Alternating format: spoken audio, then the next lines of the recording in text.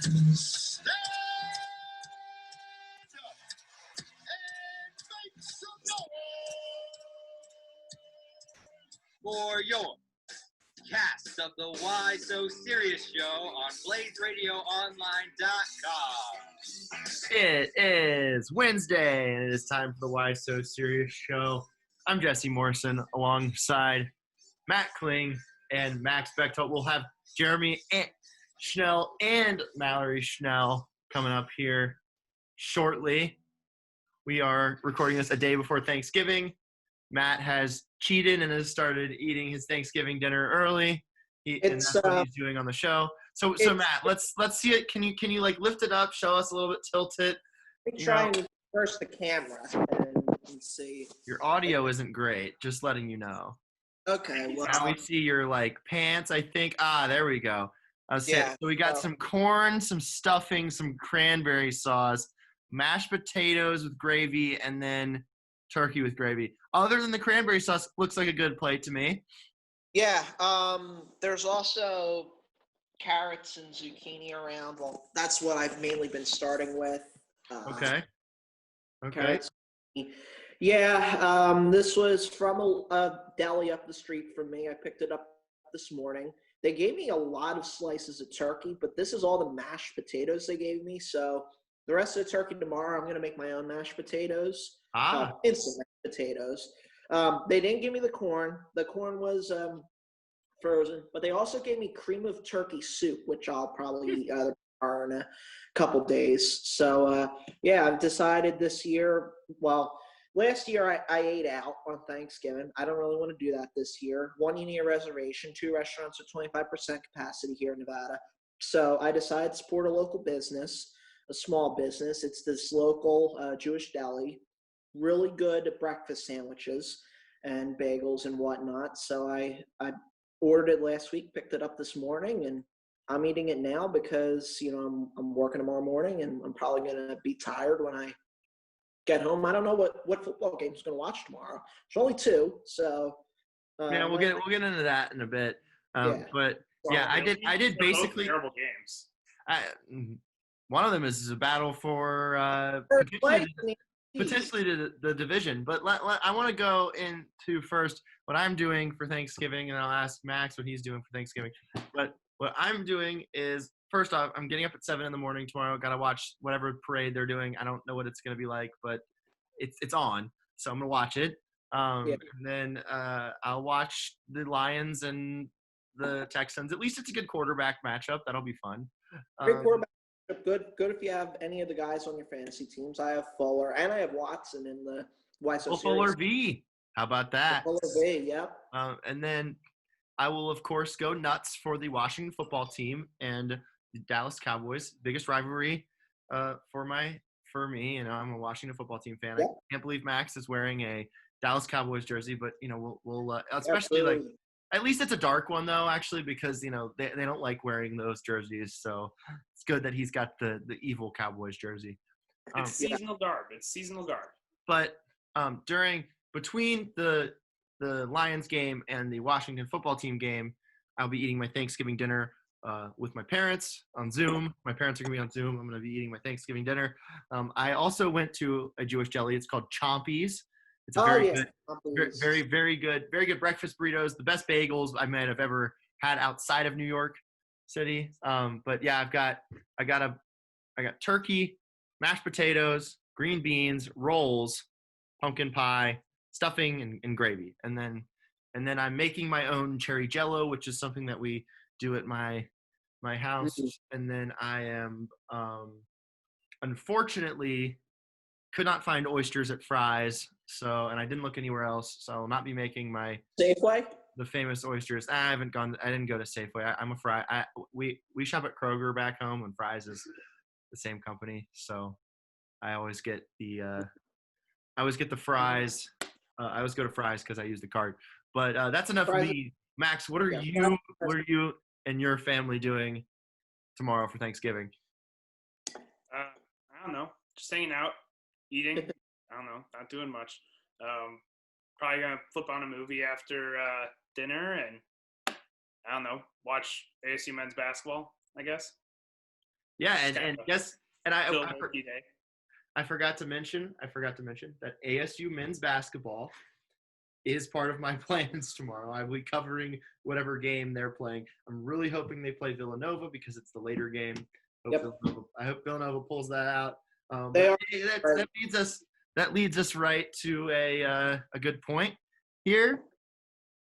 Basketball season, college basketball season is here. We have we have almost 400 cancellations or postponements so far combined between men's and women's. Both the men's and women's seasons got started tonight or today and tonight. And it was a typical day of early season college basketball where you had a lot of blowouts. You had South Carolina women winning their game 131-38. You had this game that Max just told us about, Samford, where they put up 174 points and beat their team, team they were playing, 174-99. But I just want to get – Max is more of a college – I mean, I obviously cover college basketball and cover the women's and somewhat the men's team at Arizona State. But, I'm more regionally specific to the Pac-12. But, Max, what are your thoughts just from the opening day? Well, I don't follow a whole lot other than the Big Ten and some good conference to follow. They have 7 men's teams in the top 25. Yeah, I mean, it's a big deal, and I think most of them have looked pretty impressive. I've still got Wisconsin on there. They're in the second half of their game. They had the nightcap Big Ten game today. They've looked a little bit rusty out there, but Illinois looked really, really impressive today. I thought Indiana looked pretty impressive. I expect them to get in the top 25 pretty soon. I like their team a lot. Hoosiers.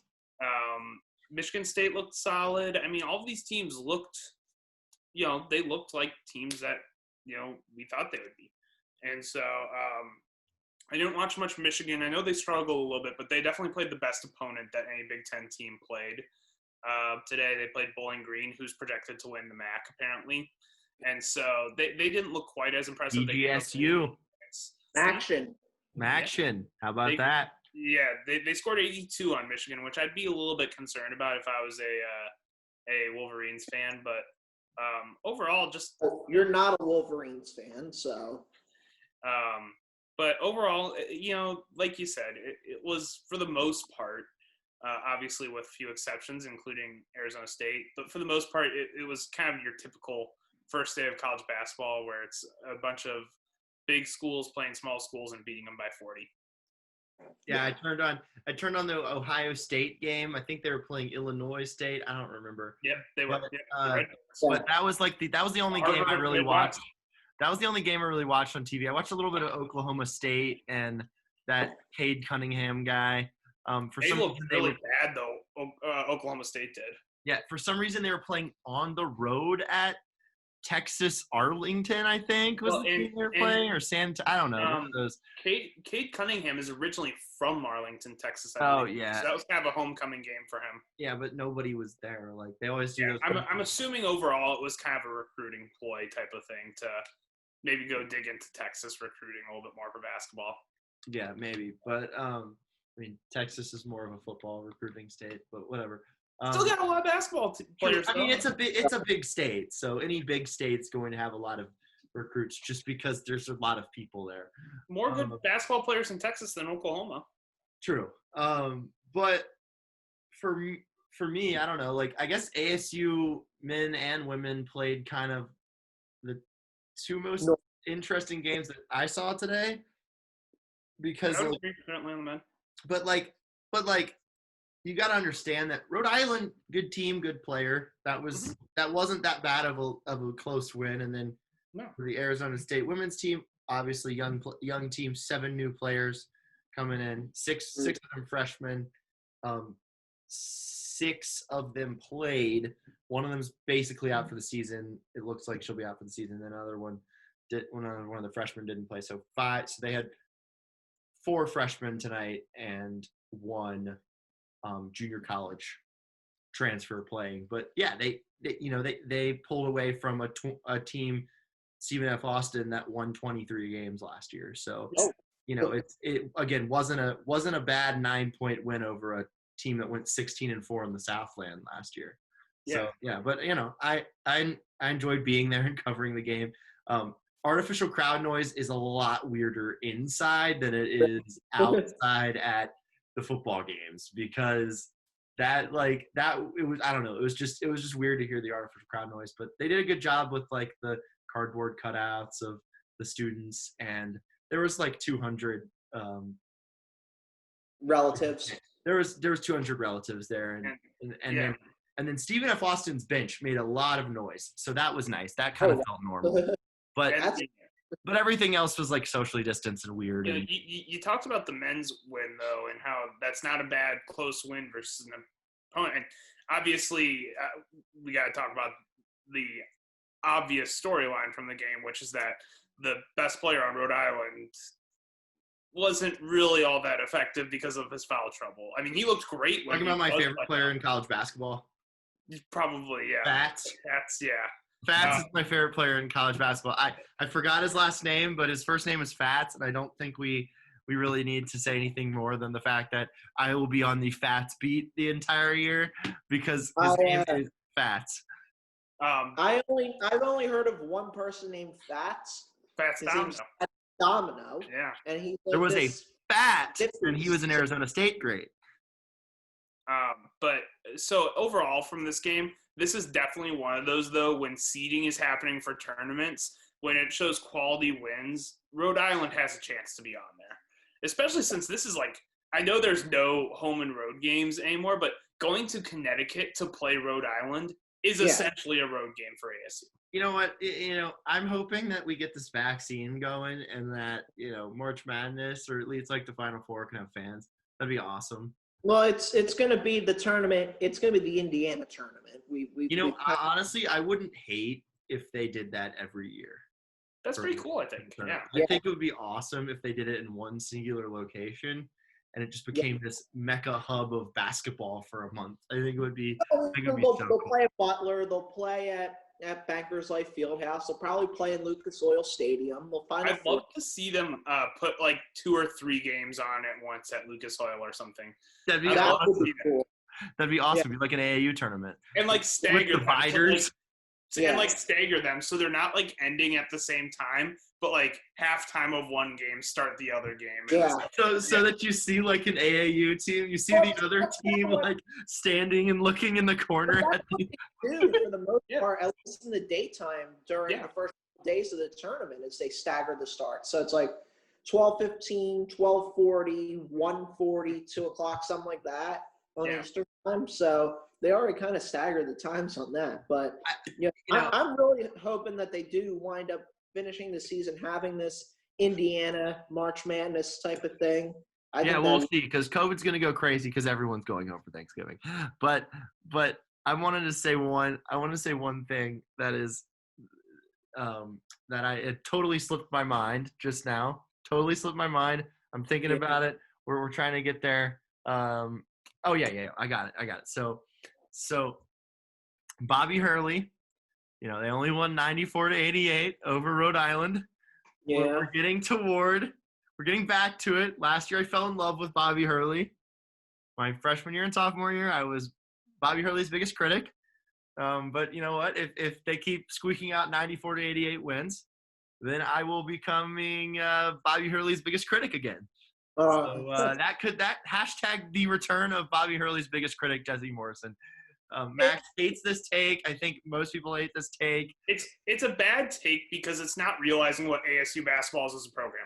They do not get recruits like Josh Christopher with Herb Sendek. I mean, they did. They got James Harden. They got a higher ranked recruit than Josh Christopher. Okay, cool. They got a recruit. Great. They went to the actual tournament. Bobby Hurley. Oh wow, they made it to the tournament. Amazing. Bobby Hurley has not made it further than Herb Sendek in the tournament. Who are they going to hire? Who's going to be better? Who's going to come to ASU and actually stay long term? You know my opinion on this, right? Going to ASU is not an elite basketball program. This is good for them. You know who I would choose, right? Who? Rick Pitino. They actually I said this multiple times I said this multiple times when I was a critic. I'm not yet again a critic of Bobby Hurley. Let's make that clear. I'm not yet again a critic of Bobby Hurley. But if I get to that point, I will say, get Rick Pitino out of Iona and to Arizona State. You get the Bruce Pearl Auburn experience where you get to enjoy like 5 years of awesome basketball, and then 3 years later, none of it will count. Yeah, I don't care. It counts in my personal record book. College athletes should be allowed to profit off their name and image. And wait. I know who I want as a head coach. Matty Pruitt's father, Chris Pruitt, the Auburn lead assistant. Okay. That guy's haircut is terrible. I want that guy. I've got to take for a replacement for Bobby Hurley. Who? Dan Hurley. Yes. Dan Hurley's the better coach. Are you talking about Dan Hurley or Danny Hurley, like the dad? No, the guy who's at His brother. One who's at UConn. Okay, because the best coach in the history of that family is Bobby's dad. Yeah. Bobby's dad has 26 state championships as a high school coach at a school that no longer exists, but I think he coached there like as recently as like 4 years ago. Yeah. And if he's still with us, I'm not sure. But if he's still with us, then I'm not going to say whether if he is or not because I don't want to get a $50 fine. But I'll confirm. Yeah, but I believe he's not that old, so I think we should go Bobby's dad. I think he's only like 75. Hold on. I'm looking this. So what did Dan Hurley ever do? Did he ever play anywhere? I don't know. Yeah. But UConn coach, how about that? Here is still alive. How old is he? Is he young enough to coach Arizona State men's basketball? He's 73. Perfect age. Hire him. Not much older than Herm. Fire the son, hire the dad. Bobby Hurley's only 49, by the way. But only if Bobby Hurley gets back into the mode where I criticize him. If I'm starting to criticize right now, I still like Bobby Hurley. I think he's doing a great job with the program. I think last year they really turned a corner. Now, if they start losing a lot or they start playing these close games with teams that they shouldn't play close games with, then I'll start being his harshest critic again. But that's all they do. Right now we're okay. We don't need to do drastic measures and hire Rick Pitino or Bruce Pearl, because Bruce Pearl is probably out of Auburn soon, right? Oh yeah, I mean, aren't they going through like a bajillion scandals right now? Yeah, which of course everyone knew that was going to happen. That's what happens when you hire Bruce Pearl. They'll just give Matty Pruitt's dad the job there. You know who's still a coach in college, by the way? Sean Miller. Sean Miller somehow still has a job, and he's somehow still sweaty and somehow still looks like a guy that would be represented by Saul Goodman and Associates. Speaking of people who aren't the best coaches in their family. Sean Miller, you think his brother's a better coach? Yeah. What does he had like just as much tournament success. I mean, sure, I guess. But Max, are you ready with your top 25 of college football rankings? Breaking news on this Wednesday night. It will be Villanova, Arizona State tomorrow night. Nice. So Max, are you ready with these teams? Hold on just a second. Let me get okay, because we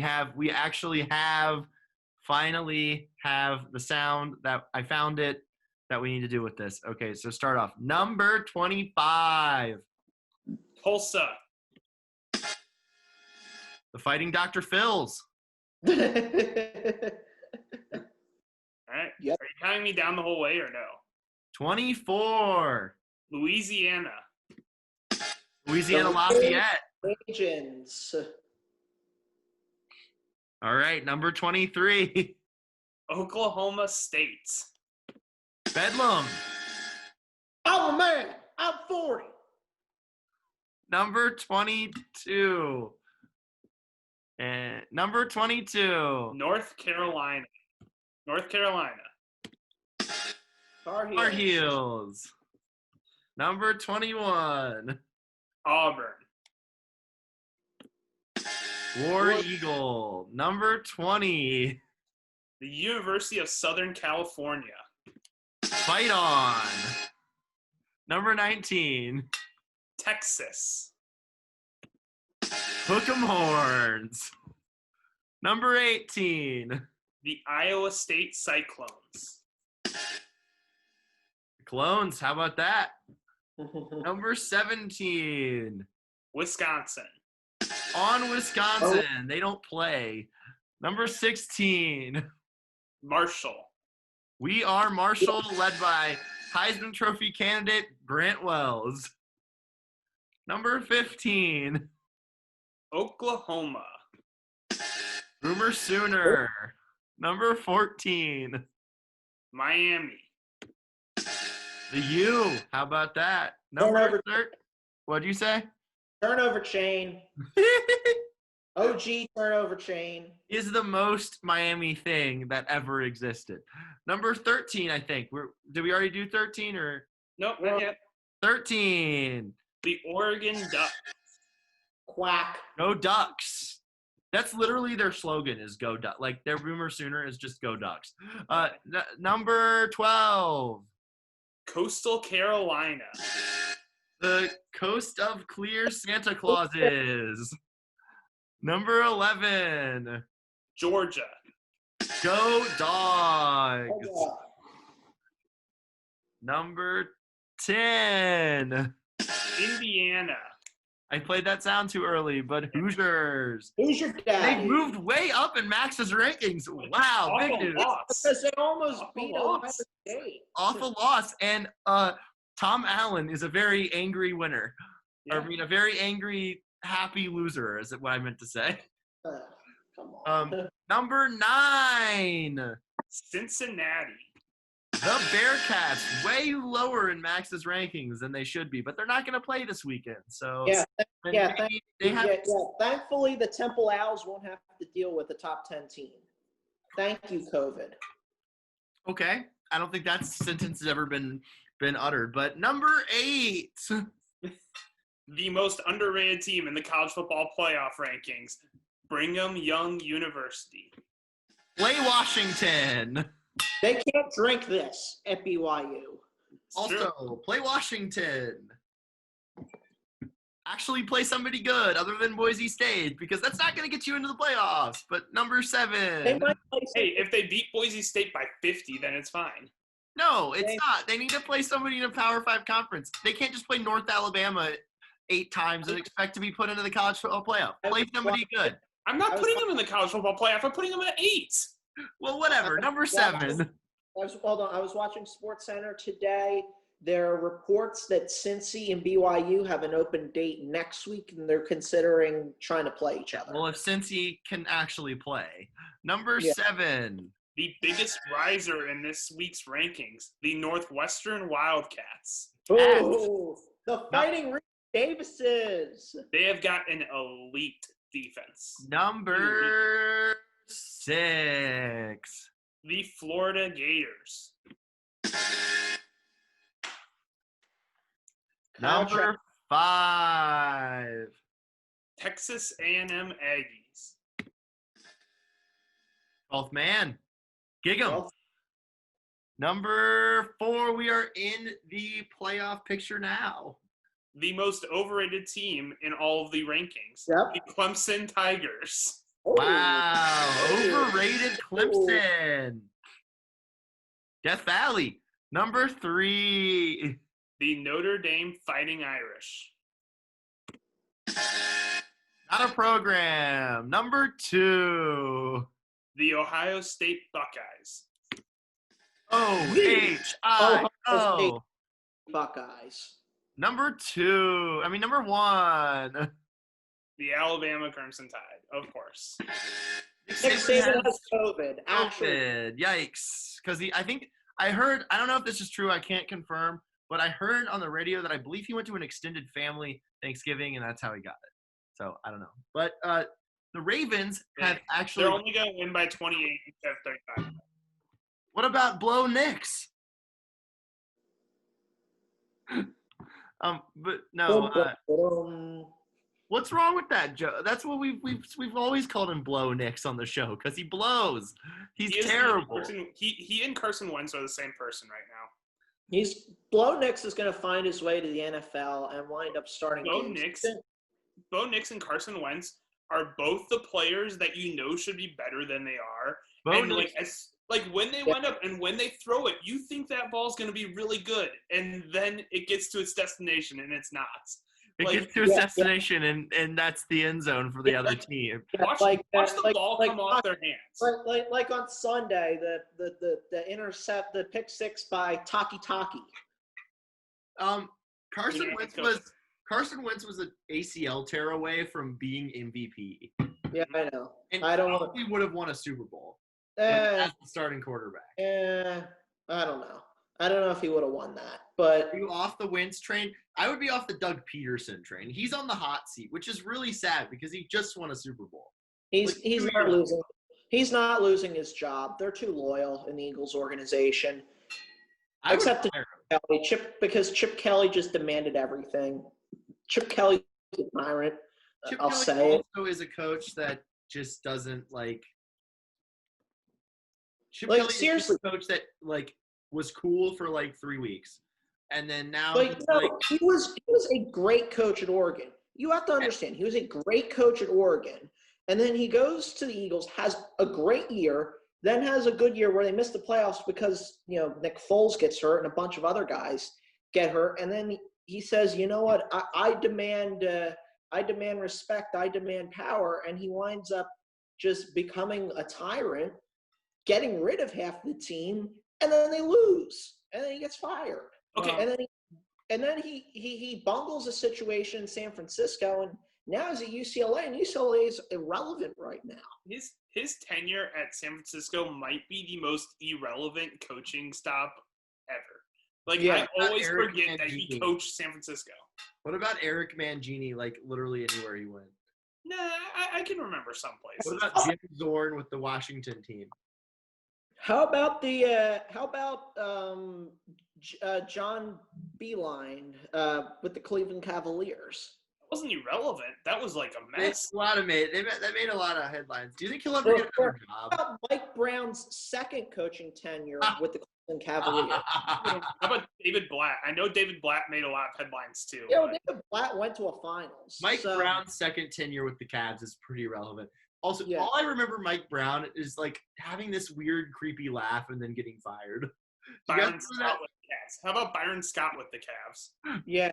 Anybody that coaches the Cavs when LeBron is not there, because they should really change their name to the Cleveland LeBrons, because their relevancy basically started with LeBron and then ended with LeBron. You watch the last dance?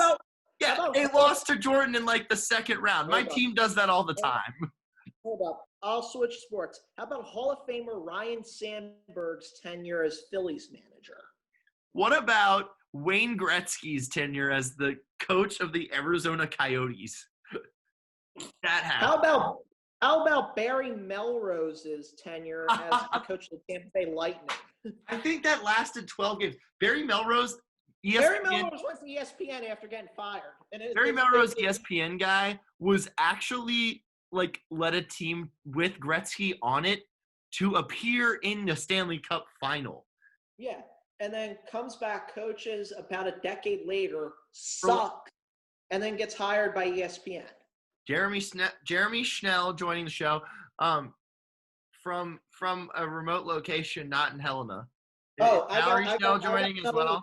Coach, you ready? You ready, Jesse? Igor Kokoskov. Put it on the poll. Is Jesse the most patient person you've ever met? I just texted Jeremy question marks, and then he just texted me back more question marks. Because guys, guess what? Great. This is what I got though. I got to toot my own horn. This guy Scott Soin or whatever. He's a big ASU fan on Twitter. Great recap as always at Jesse Morrison 6. Great to have both B-ball squads win. Go Sun Devils. How about that? You know who else liked your tweet? Jeremy Schnell. Formerly of KFBB, Haley Sutton. I know, actually, yeah, I saw that too. No, I'm not going to go there. But where were we? We're talking about irrelevant coaching tenure. Yes, irrelevant coaches. Jeremy, who is your most irrelevant coach? Also, please put that on the poll for me because I have to drive this thing right now. Who is the most irrelevant coach of all time? Yeah, Who has had Like a any, coaching tenure. coaches Yeah. Started up with like Chip Kelly at San Francisco. Jim Caldwell. of which team? Every team he's ever coached. Jim Caldwell led a team to a Super Bowl appearance. so Detroit is what you're saying. What about Actually- Jim Schwartz? Jim Schwartz had a pretty. Hugh Jackson. Wait, Jim Schwartz took the No, line. Hugh Jackson was talked about so much. No, How about Jim Lane Schwartz Kiffin took- at Tennessee? That was pretty. But that was also like really talked about because he like screwed them over and left for the SC job, and like that was on SportsCenter like all day when that. Wait a happened. minute. Wait a Who minute. talks about it now though? Lane Kiffin at SC was also a very irrelevant coaching tenure. No, there was a lot of talk about that because Yeah, he basically he single-handedly ruined that program. So I got it. Steve Wilkes. Yes. Oh God, yes. Steve Wilkes is a great choice. Really good Steve choice. Wilkes is a great choice. All right, do you guys want to do Mount Rushmore of Thanksgiving food because we're in that mood? Jeremy, actually, first I gotta know what are your Thanksgiving plans because I already asked them to Matt and Max. I am going to Mallory's roommate's house. Do you know what is in the food plans? Like what you guys are having? Is it the normal, turkey, stuffing, gravy? Just along for the ride, Dano. Well, you just How about that? missed. You just missed me eating half my Yeah, Thanksgiving he meal. dropped some food. It was really bad. But I only dropped like a piece of corn. let's start this Mount Rushmore with Jeremy Schnell. Jeremy, what's your first one of your Thanksgiving foods? Mac and cheese. Mac and cheese. Max Bechtold. All right, I'm going with the big one. I'm going with turkey. Turkey's Dang overrated. it, you stole one of mine. They're allowed today. They're I allowed. love Repeats are allowed. Matt Kling. Mashed potatoes with gravy. All right, I'll start out with mine. This is one that is also going to be on Max's, and that is scalloped oysters. It's a very interesting dish. My favorite thing. I'm not having it this year. I'll have it at Christmas because I'll find it. But they're basically oysters with butter and crackers and breadcrumbs, and it's absolutely amazing if you like that. If you like seafood, but I'll go back. I guess we're doing snake. So I'll go with my second one, and it's not candied yams. Candied yams are good, but sweet potato casserole is better with the brown sugar and the pecans on it. That is way better than candied yams. I don't like candied yams that much. Also, the sweet potato is different than the yam. A lot of people don't know that, and the sweet potato is a lot better. All right, I'll go back to Jeremy Schnell. No, it's my turn. No, it's my turn. I started. No, yeah, no, actually, no. We're right. Yeah. It's Matt's turn. It is Matt's turn. The thing that the deli that I got my meal from did not include corn. Definitely a must-have on all of my. Corn and mashed potatoes goes great together. Yeah. Okay. I was gonna say you have like a combo here because the corn, mashed potatoes, and gravy all just have to go in one big pile. Yep. Yeah, and then you can add fried chicken to them, and you got a KFC bowl. Honestly, gravy has to go on the whole thing though. Do you put Yeah, gravy? like Yeah, gravy works on it. Gravy works on everything. Gravy on the turkey and the mashed, typically. Yeah, and the stuffing. You got to put it on the stuffing. I didn't put it on the stuffing this I don't time. need But stuffing. Not Go on ahead, the Max. What's stuffing. Jeremy, where'd the poll go? All right. All right. So my next one is scalloped oysters. Jesse joined my family for Thanksgiving last year. We made it, and now it's seeming like it's a staple at our house too, because they were delicious, and I can't wait to have them. Yeah, it's really good. I'm gonna tell you right now. I'm gonna tell you right now that Max's family did a good job. They were up to par. I'm gonna tell you that. Jesse's officially an influencer. What do you mean? Yes. You influence their family into making the oyster stuff again.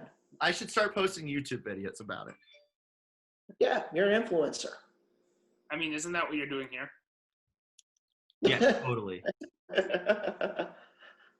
Jeremy, you spelled impatient wrong. You spelled it impatient. He is an impatient. Well, that's what you get when you put me on the polls. Like I'm trying to tell you. Can you go like just put like correction impatient? Delete. No.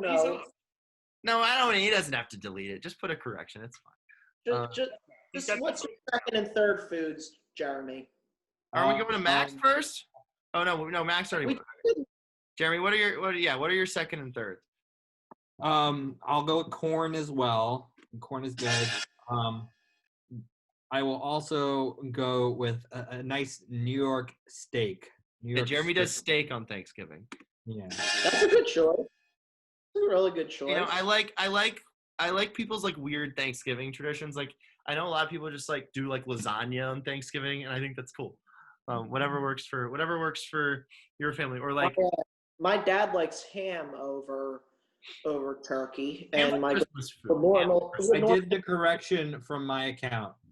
That works. No, been a great night. All right. Jeremy, you doing okay? Having a great night. All right. I think it's my turn, right? No, it's Max's turn. You're so bad at keeping up with this. I've only gone once.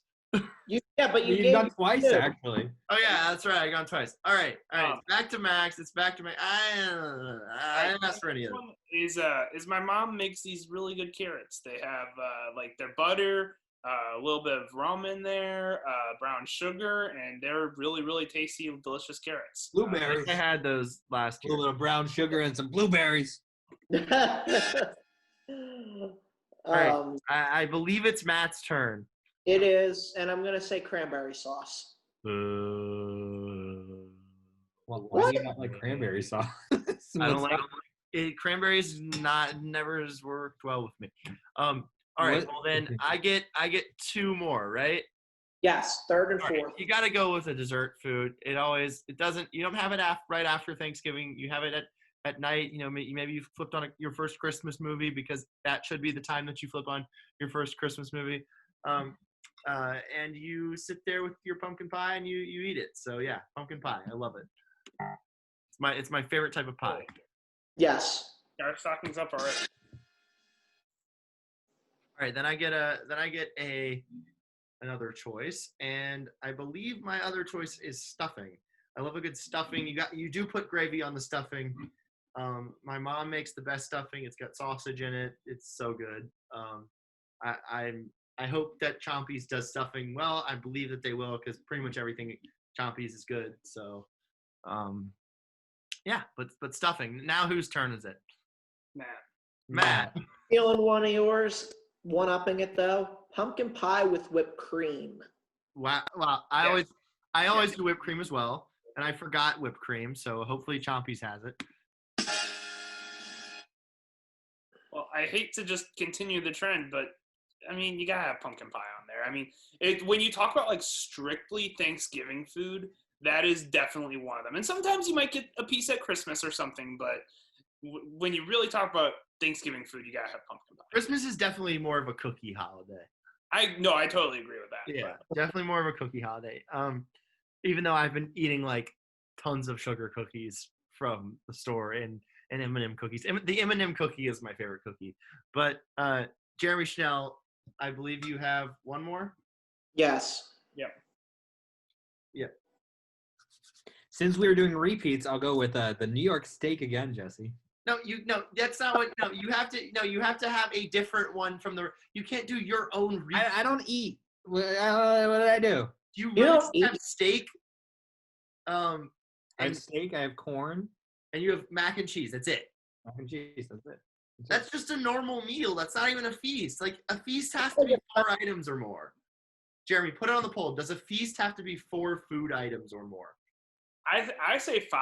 I say you gotta have at least 5. Okay. So I guess I'll have cake after, but like, or You do like cake and not pie? Have you had I don't pie, eat Jeremy? I Jeremy, don't eat pie. Jeremy, have you ever had a piece of pie in your life? Yeah, and I don't like it. You What? don't like pie? Crunchy. Okay. That's the I best will- part. I You will. Why gotta are be- you a 5-year-old? Why do you like crunchy things? Why can't you just eat soft things? This is so weird. Pumpkin These pie are like is the soft. food conversations with Jeremy are the weirdest things that That why might don't you be put me the in this weirdest thing conversation? ever on this show. Why do you UNBC like- only lost by 8 to Georgetown today. I will Georgetown's admit, not the program that it used to be. We've been over that. Florida Gulf Coast ruined Georgetown.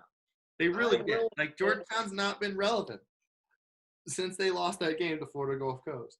Jeremy, to make you feel better, I only like 2 types of pie: pumpkin and apple. Well, you like pie. That's the Yeah. difference between Yeah. you and Jeremy. Mac McClug is back. 20 points for Texas Tech. Isn't it McClung? McClug. That's a fine. Some of his plays were sweet too. That guy can ball.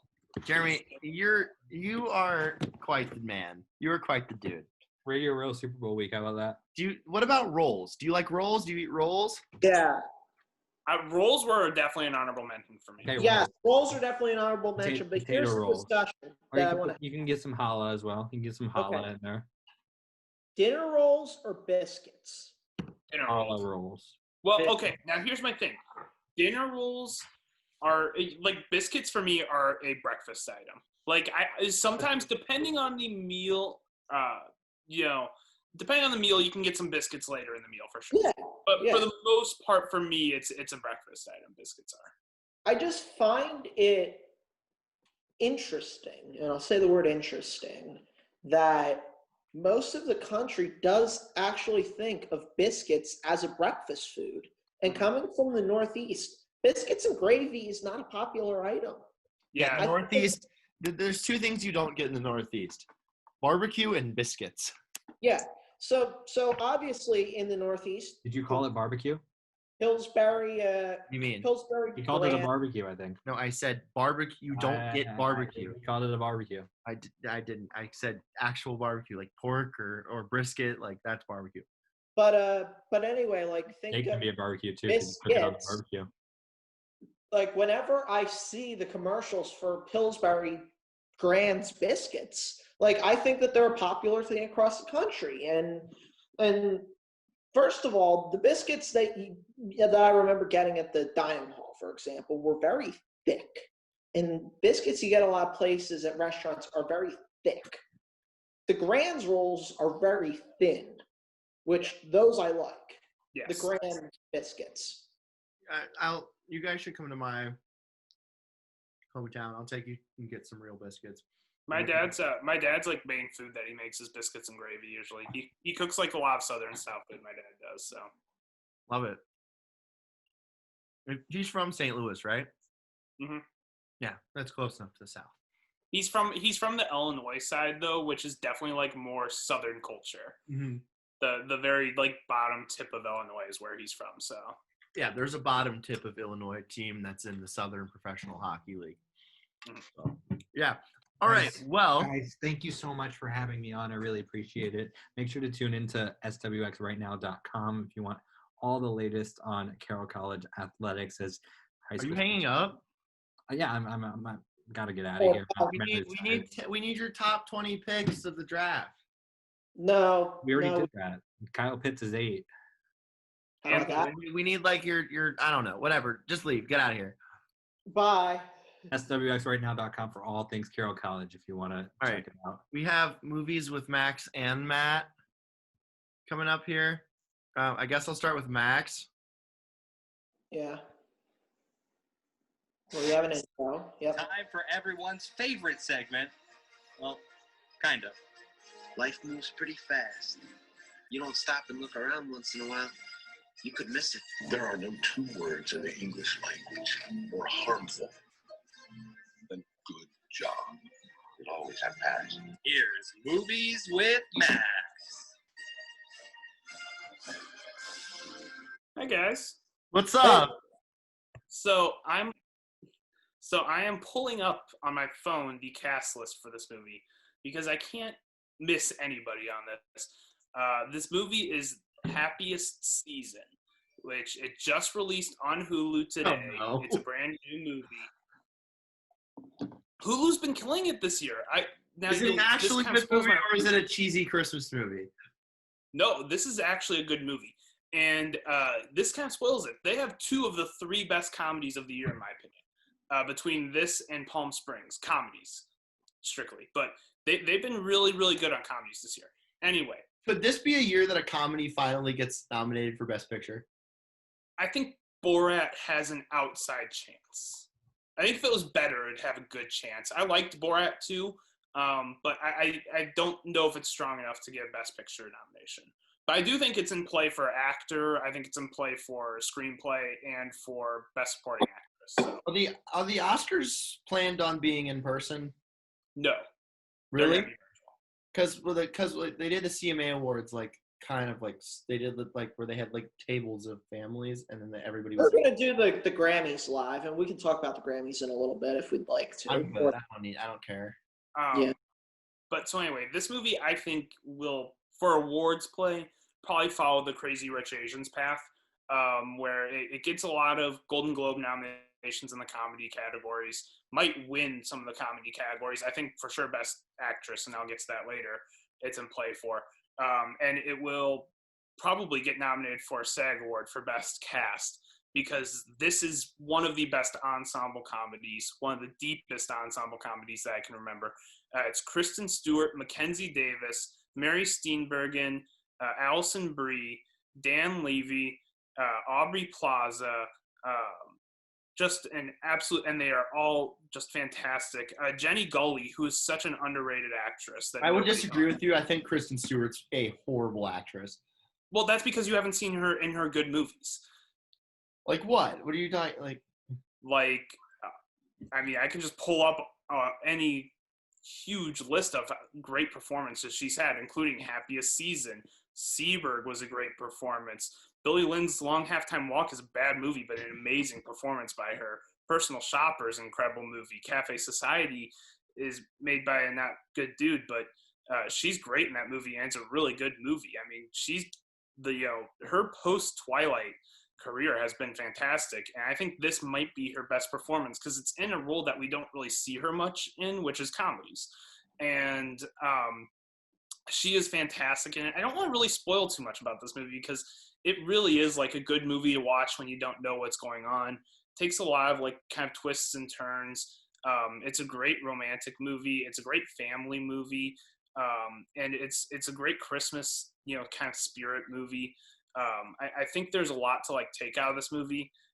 I think everybody should watch it. I think it's, one of the best comedies to come out in the last few years.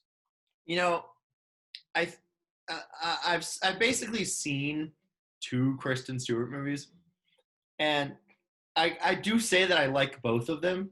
And it's weird because I don't like any of the actors really in Adventureland, but it's a great movie. It's a good movie, yeah. I'm a big fan of the movie Adventureland. And then also the movie Speak is a good movie. But it's it's a very serious movie, but I do like to joke that it's the best Kristen Stewart movie because she basically doesn't talk in the entire movie, and so she just walks around, and it's You're good. Probably also one of those people that think Robert Pattinson's a bad actor. I also think Robert Pattinson's a bad actor. However, the Batman thing looks really good. I'm very excited. Which is insane because Robert Pattinson probably is the best actor under 30 right now. So he's not under 30. No, I don't know how old he is, but however old he is, he's the best actor under the next 5 year thing. I think he's 31. Robert Pattinson is 34. Wow, he looks really good for 34. Anyway, he's the best actor under 35. Then Robert Pattinson is. Gotcha. Do you have anything else, Max, or do we need to move on to? I mean, there's not a lot of movies coming out, so no. All right. Happiest Season. Go watch it. It's on Hulu right now, and it's fantastic. There's one movie that I saw that's been previewed, and I can't think of what it is. And Prom looks kind of good. I think that's got a shot to crash the Oscars for What sure. about the Vince Vaughn movie that's out right now? I want to see it, but my theater shut down, and it's not streaming yet. That the Vince Vaughn movie that came out, Yeah, because it's from the writers and directors of the Happy Death Day movies, which I really enjoy. I think they're really fun movies. So Also, it's also a very retreaded concept, but it's different though. it's kind of a new spin on it. Like, And it looks it's a like they're serial actually going killer. for a horror angle with it too. Yeah, so I'm All right. Vince All right. Vaughn's pretty much always great. So before we get to mine, can we talk about Clifford, the big red dog? that's it. That's the one that yes. Okay. Clifford the Big Red Dog is coming out, and it's live action, and it looks awesome, and I'm super excited for it. Can it come out in the time that there's a vaccine so we can all go see it together? Why did people get upset about this though? What the heck do you think First a of all, big red dog is gonna look like? Hold on. If you were an OG Clifford the Big Red Dog stan like I was, that show ended because poor John Ritter died. John Ritter was the voice of Clifford the Big Red Dog on PBS. Was one of the greatest shows.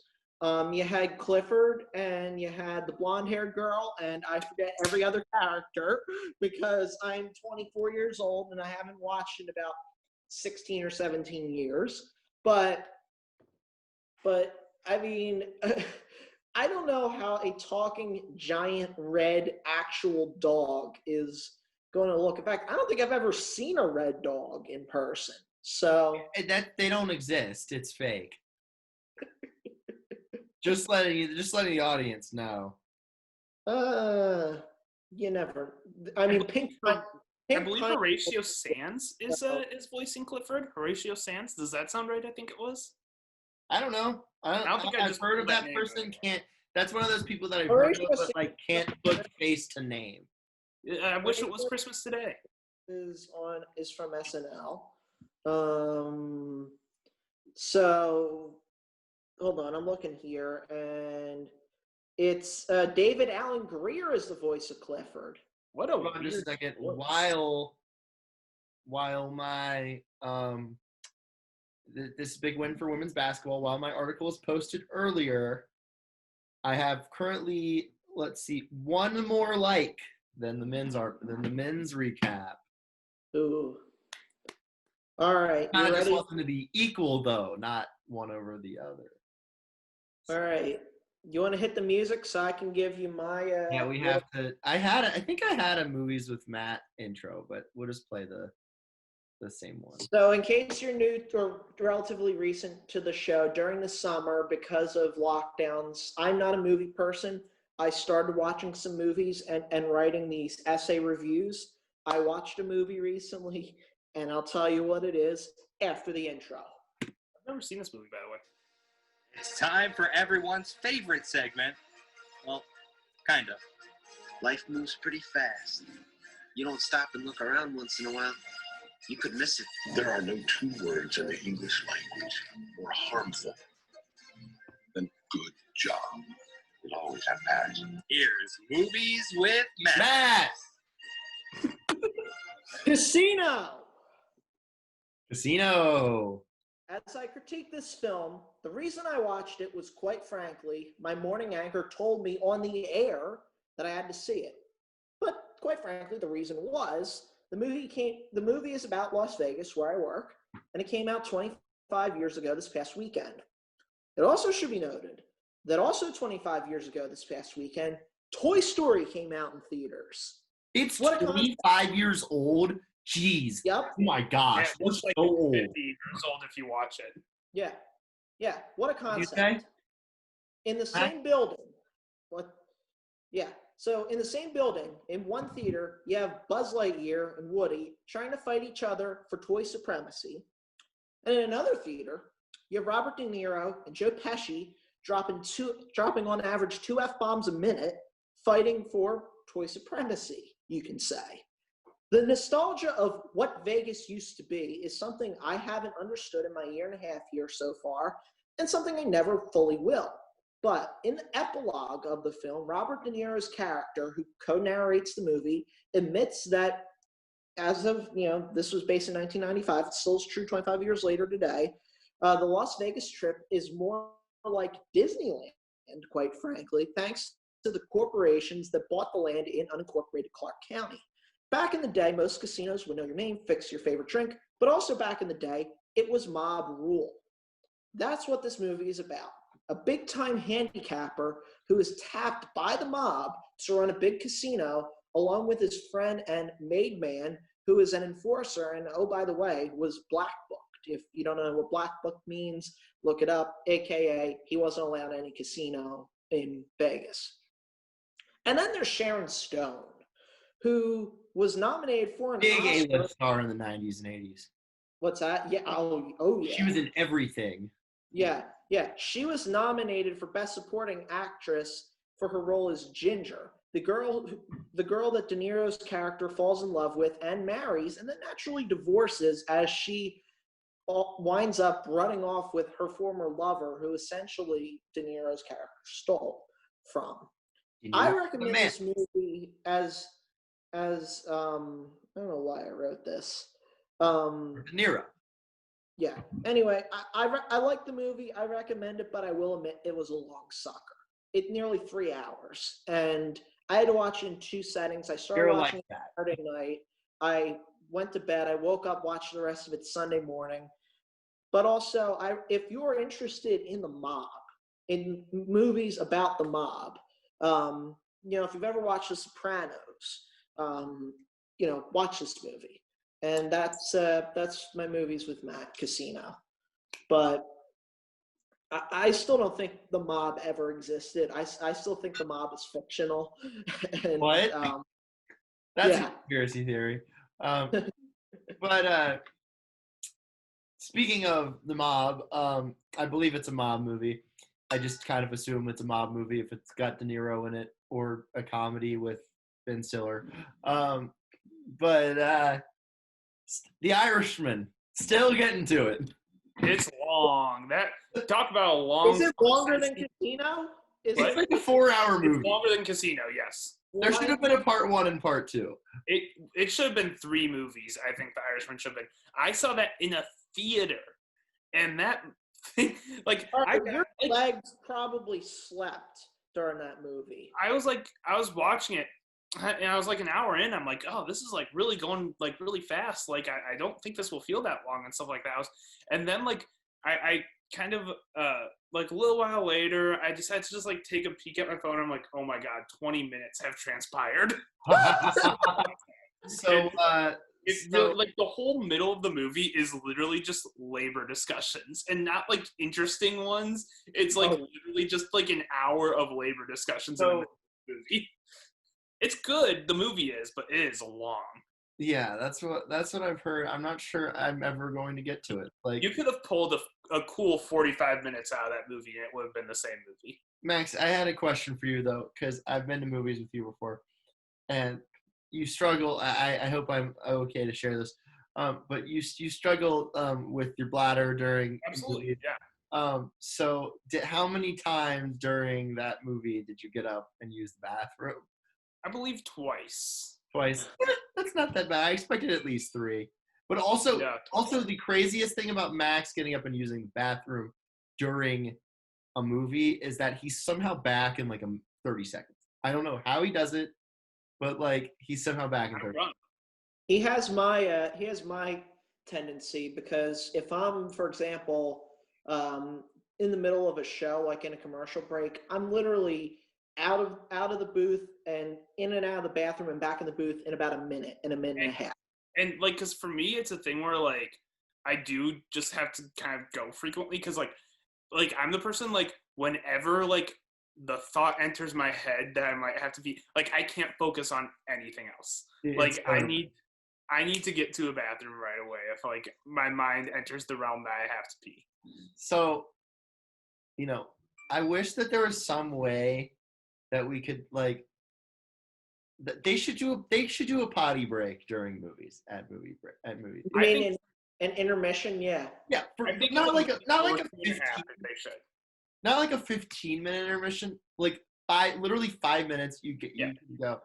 I think any movie over 2.5 should have an intermission. Like Avengers Endgame, that was a thing that was like, it was big on like Twitter and stuff like that. Like when to leave to go use the restroom. like during Avengers Endgame. Like that was like a big thing because people don't want to miss it. And that movie's like 3 hours and 10 minutes long. Yeah, I think I used the bathroom during also that. really- But honestly, like I'm gonna say this again. Like I saw a bunch of movies last summer, and like last summer was a very good summer for movies. 2019. Yeah. Unfortunately, COVID happened this year, and we didn't get all of our movies. And I still wouldn't have expected it to be as good of a year. Yet last year was a great It's year. been a really good year though. Yeah, last year was a great It's been year. really Last year was a great year to work in a movie theater. Let me tell you that. Yeah. But I saw Avengers Endgame, and I was like bored for the most of the movie, and like I was probably more entertained by Child's Play with Aubrey Plaza, Child's Play was hilarious. I thought Child's Play was really fun. and then and Crawl, and Crawl was great. honestly, I'm not gonna say it's a better movie, but I had fun at Stuber. Yeah, well, no, I don't. You lost me there. I didn't really like Stuber. So Who's the professional wrestler that's in that movie? Dave Bautista. It's a great concept for a movie because, like, I had no idea going into it that the whole point of it is Dave Bautista can't see. Like, that's such a great concept for it. It's really dumb. It is the dumbest movie I saw last summer. It's a super funny concept. But I probably enjoyed it more than Endgame. Avengers Endgame. I liked Avengers Infinity War a lot. That movie was really good. I didn't care for Avengers Infinity War, actually. I just don't care about those big superhero movies. Like, I'd rather watch Once Upon a Time in Hollywood. Like, I'd rather watch. Once Upon a Time in Hollywood's one of the best movies of like the last 20 years. Yeah, that was epic. That was epic to watch in theaters. By the way, do you know any streaming platform that has it right now? Once Upon a Time? Yeah. I believe. Well, I know you can purchase it on Prime. I've got one. I'll tell you after the show. But anyway, how I watched Casino. So I thought it was on Netflix. I was not a Netflix subscriber. I bought a month of Netflix. Wasn't on Netflix. I had to pay $2.99 on my cable to watch Casino. Anyway, I watch. But what I did start watching on Netflix, and I know I'm months late to this game, Tiger King. You're watching Tiger King now? Yep. I'm the kind of person that I just realized that my time to watch Tiger King has passed. I'm never gonna watch. Everybody's. It really hasn't. It's just, and I still have a few episodes left. It's just, you think at the start, I'll just say this, you think at the start of it, it's a really funny, dumb concept, and it just keeps getting darker and darker.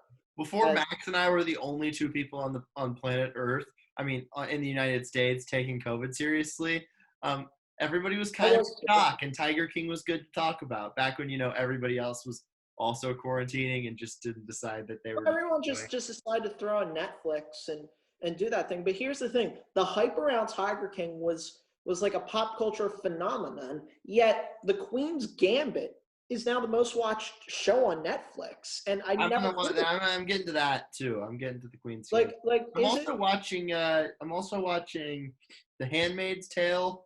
I'm watching a lot of shows right now. I'm watching Shark Tank every week, big Shark Tank fan. Mark Cuban. He actually is investing this year. It's weird. We'll see. What happens next. I of course am a big network TV fan, and I'm kind of sad, but at the same time understanding that This Is Us has only had like 3 episodes so far, and that they won't be back until January because they had so many delays in production because of the virus. So that show I miss. Masked Singer tomorrow night will be on. What were your thoughts on the double elimination last week, Max? I honestly fell off on Masked Singer. Well, you were right about Lonzo Ball. Okay. And then the other guy was, I don't know if you guys remember Dr. Elvis, this viral singer that was popular in like April. That's a Masked Singer celebrity. There's celebrities, there's B-list, there's A-list celebrities, there's B-list celebrities, there's C-list celebrities, and then there's Masked Singer celebrities. Yeah, Mark Sanchez falls into that category as well. And then you'll get Lonzo Ball, who's kind of still relevant. You're like, Oh, okay, and that's Bonzo to keep you Paul interested. specifically only sang 90s rap songs or 2000s rap songs on the show, which was great. His performance last week was Lean Back, and all the judges were leaning back. It was very cool. Can we get? We need to talk about something though related to the Masked Singer. The Masked Dancer. The Masked Dancer. How excited are y'all for the Masked Dancer? I'm excited for Daryl from The Office to be hosting that show. Is that really? Yeah. Craig Robinson was Daryl from The Office, and the panelists are Ken Jeong, Paul Abdul, Ashley Tisdale, and Brian Austin Green. What a weird group. Isn't Brian Austin Green the guy that was married to Megan Fox? Brian Austin Green was eliminated on The Masked Singer earlier this year. He was childhood best friends with Robin Thicke. No one on the panel guessed. Okay. It was all these shows are just designed to give Ken Jeong more work. Well, Ken Jeong has his. Ken Jeong is so funny and is not taking advantage of that. He's just doing like stupid shows. Like he's been in some really funny comedy movies, but like Dr. Ken was the first mistake, and then this is like I think his career might be at least it's either like halfway down the drop on the roller coaster or close to the bottom. He's making money off of this. Also, he's making money, but he's not exactly making credibility. He's still the best part in almost every movie he's in. Yes, absolutely. But Hangover, Ken Jeong. I can argue that Ed Helms was better in Hangover. Was the best of the Hangover. Not a fan of his. Sorry, I'm talking. Jeremy would make me. I was like Bradley Cooper the most in those, just because like, you need that like steadying force. You know, you need that steadying force in it. There's so much like craziness happening. You just need like this somewhat normal guy who's like still kind of like out there and witty and funny, but like where he can react to the craziness going on too. I just know Mike Tyson punches somebody in that movie. Mike Tyson also plays the drums in that movie. Also, Mike Tyson fights Roy Jones Jr. this weekend as with headgear on, number one. I'm so glad that this came up because this has to be watched by all of us. Nate Robinson fights Jake Paul on the undercard. The NBA player Nate Robinson is fighting YouTuber Jake Paul on the undercard. And then during a pandemic, this is like essential content that we have right now. You know what's happening on Friday? Do you know what sporting event's happening on Friday? What? The latest match. Yeah, it's Max needed a golf segment. Here we go. It's Phil Mickelson, Charles Barkley versus Steph Curry and Peyton Manning. Is that on TV? I believe it is on TNT. It's on one of the Turner networks. Probably all three of them, but yeah. I would say possibly. Why? Why? Okay, that was good content back in May. The Tiger Phil Brady match. That was great to watch. And they had their own golf carts and they were doing it in pouring rain. That was peak pandemic content. Yeah, Brady like holed out from 150 yards out right as Charles Barkley was like talking. Yeah, he was the worst golfer of the day, and Brady ripped his pants. Yep. He ripped his pants. It's great. Yeah. All right. That was some fun content for 2020. All right. Well, do we have anything else to talk about? Because I didn't watch The Bachelorette yet, so. Well, that's fine. I honestly think that this season's just gotten boring. But we can talk about it. But we'll talk about that next week, if we do the show next week. But I will update the polls that we have.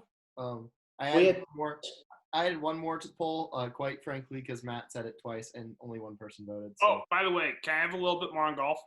Yeah, actually, yeah. Okay. So I want to give a shout out to Golf Digest. Oh, no, we Golf forgot a very important segment. We need to get to that segment. We will not get to the polls, but we forgot like 2 very important segments. But we're gonna skip one of them and I'll do that next week. But we're gonna go to golf, and then we'll do what are we thankful for to get out of here. Oh well, that ties in. So Okay, all right. We will start with what are we thankful for. Max, you're up first. Instead of what are we doing, our normal segment where we rip things. This is Thanksgiving. It's a pandemic. Let's not yell at everybody today. Max, you start. okay. So Golf Digest did something that went really under the radar, but is actually really cool. Golf, obviously known as a stuffy, old white man club, essentially. I think that's what a lot of people envision when they think of golf, even at the professional level. When, as people who watch this show know, in my opinion, the LPGA Tour is better. It's more entertaining, has more likable people in it, has better American stars, has better younger stars. And 2 of them were featured on the cover of Golf Digest this week in an article that was written and photographed by women. So it's the first time they've had a woman photographer, woman writer, and women subjects. And it is right here. It just so happens to be my 2 favorite players on the tour also. Really cool cover, really cool article inside. There's about a 20-page article on them. And I think that was really cool that Golf Digest, and they sent out like these great like letters of like. Are you a Golf Digest subscriber? Are you a subscriber, or did you just run out and get it? Nope, I'm a subscriber. Nice. And so I got the other golf. I got Golf Magazine for a while. But yeah, they sent out these great like statements on why they did it, why they felt it was time to do it, why they plan to do it more in the future as well, and that this was definitely them making a statement and wanting to do better and stuff in covering women's sports. And so I thought that was a really cool thing to see for one of my favorite leagues and 2 of my favorite players. So that's what I'm thankful for. All right, Matt, what are you thankful for? There's a lot of things I can be thankful for, and I'm thankful for a lot of things. Stability with work, stability financially, just a lot of things. But I think what I'm thankful for is that that even in such a crappy year that it is, quite frankly, that there are still a lot of great people out there doing great things for people in the community. And, we are in the season of giving. I highly recommend that you try to do a good deed for people. Give to good organizations, possibly. When they're ringing the bell at the Salvation Army, if you have the means, put some. Yes, please throw $1 in at least. I this past weekend, when I went to church, I wound up giving some non-perishable food items for their food pantry. That's always an easy way to give if you can. If you go to checkout line, if they're doing some sort of food drive, contribute to it. There are, with unemployment's still pretty damn high, and people are facing evictions, and people may be losing out on unemployment benefits soon. They're in need of food. Please, if you can, please be in a position to give. But I'm astonished of, even in such, I don't know really how to describe Vegas outside of, as a tourist city. There are a lot of people that live here. Millions of people live here. I've seen so many turkey giveaways this past week. It's astonishing that there are so many good people still out there. I'm gonna go. What I'm thankful for, honestly, I don't necessarily think that they should be playing, but I do. But when I'm there and when I'm covering it, when I'm at I'm thankful that the women's basketball team for ASU is back and playing. Charlie called it a protocol delay today, but there was a 30-minute delay in the game. We didn't know what was really going on. Excuse me. But it ended up being played. We were good. We were good to go. So I'm just happy that I was able to go back and do my job and have a job still covering sports. And I love sports. And at the beginning, when in March, I didn't I was ready to change my major. Like, I was freaking out, and like I'm thankful that we've gotten more mass testing. Than we still need to get better on it, but I'm thankful that we've been able to somewhat bring back sports, and been able to give me something to be hopeful for, because that's what they do for me, is like something to get my mind off of life, and then actually a job. I get paid to do this, which is incredible. Pretty sweet. Pretty sweet. Yeah. And I also wanted to add, I'm very thankful for Moderna, Pfizer, Oxford, and AstraZeneca, I think, and then Dolly Parton as well. Gotta be thankful for Dolly Parton. She donated $1 million. I don't even need context for that, though. You can just be thankful. You can just be thankful to the Moderna. Yeah, pretty much. Research program, but also you have to thank the trial participants. One of my anchors actually, and she's actually doing a story on this tonight. One of my anchors actually took part in the phase 3 trial, and she believes that she got the actual vaccine and not the dummy shot. So, interesting. So thank the thousands, I would assume millions of people that already have gotten the vaccine. That probably by this time next year, probably 200 million Americans will have. Which is pretty astonishing. Exciting news. This is, I think that I think there's light at the end of the tunnel, where 2020, I think the end of 2020 is actually going to there's a lot of hope. There is a lot of hope. I do think that we've hit a high point with this pandemic. I think really, early on in the pandemic, the goal was flatten the curve. We need to do that again. Our hospitals are being overwhelmed. I'll have a bonus thank you to all the medical workers that are putting up with the poor people that, in the most part, people that get COVID, it's like a cold to them. But there are a lot of people that get COVID that actually have significant issues from it. Obviously, what Jesse's doing, put a mask on, wash your hands, do whatever you need to do to keep yourself and others around you safe. But please thank your healthcare workers, people who work in the ERs, intensive care units, any sort of specialists. They're doing really hard work. It's really crappy to see people die. Also, thank the people in the nursing homes. My one grandmother is in a nursing home. She's kind of locked down again. She's really, she's kind of upbeat, but she's just really bored right now. But it's, just thank the people that help us in this healthcare fight. So before we go, first off, if you're having people over to your house tomorrow, make sure everyone is 6 feet apart. If you are insisting on having people over, which we're probably going to post this tomorrow, so this doesn't matter anyway. But if you're having gatherings of any kind this holiday season, make them 6 feet apart and make it 10 or less people, please. And then, if you're wearing a mask, this is not how you wear it. This is not how you wear it. This is how you wear it. And hopefully, you get a mask somewhat like this, has a little thing in it, and make sure that goes around your nose. Because on Sunday, I tried to blow out a candle with this. Didn't happen. This mask is 3 layers. There's 3 layers involved in this mask. This mask is very effective. They're literally at Target. You can buy a pack of 40 of them for $20. So go get masks. Wear them. Your neck gaiter doesn't go around your neck. It goes up. Especially now when it's colder. I'm just gonna be honest here. When I walk outside, it feels pretty good to have a mask on right now when it's pretty cold out. So if you live in a cold area, it's just a bonus.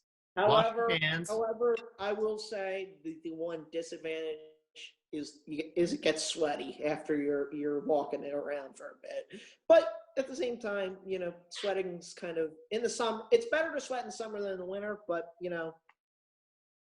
the que sera, sera.